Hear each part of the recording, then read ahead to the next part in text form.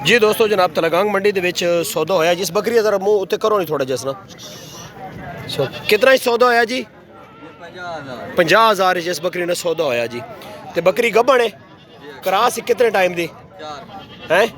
4 ਮਹੀਨੇ ਦੀ ਹੈ ਜਨਾਬ ਸੌਦਾ ਹੁੰਦਾ ਪਿਆ ਜੀ ਮਾਸ਼ਾਅੱਲਾ 50000 ਸੌਦਾ ਹੋਇਆ ਨੇ ਜੀ ਭਾਜੀ 4 ਮਹੀਨੇ ਦੀ ਗੱਭਣ ਬੱਕਰੀ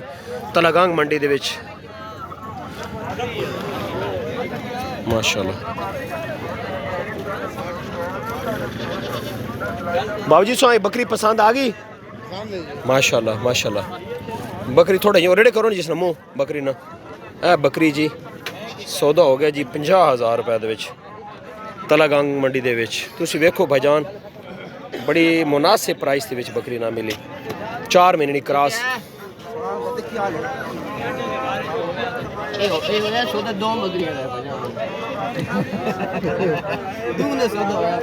है जनाब सौदा होने पे जी 50000 रुपए ना काउंटिंग होनी पी जनाब रकम बाबू जी ना डिमांड कितनी की थी तो सको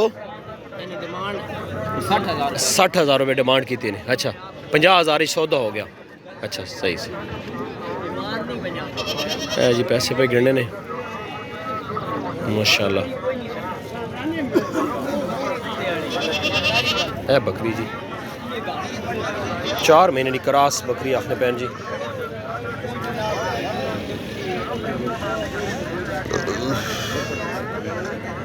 मंडी दे विच सौदा है जी इस पाओ जी गा निशानी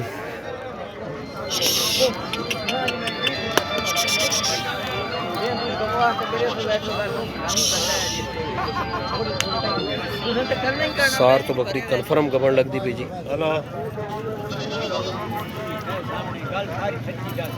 है जनाब गानी भी पै गई बकरियां हाँ जी माशाल्लाह जी तो केड़ी जगह तो आए हो भाईजान तुसी हाँ जी मूरत तो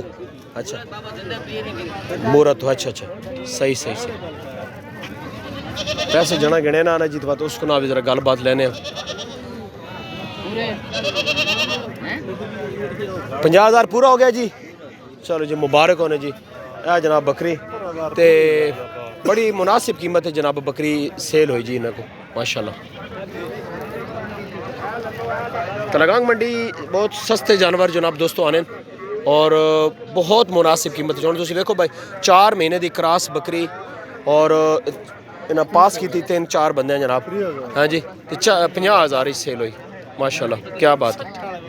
है देखो लैके जा रहे हैं जी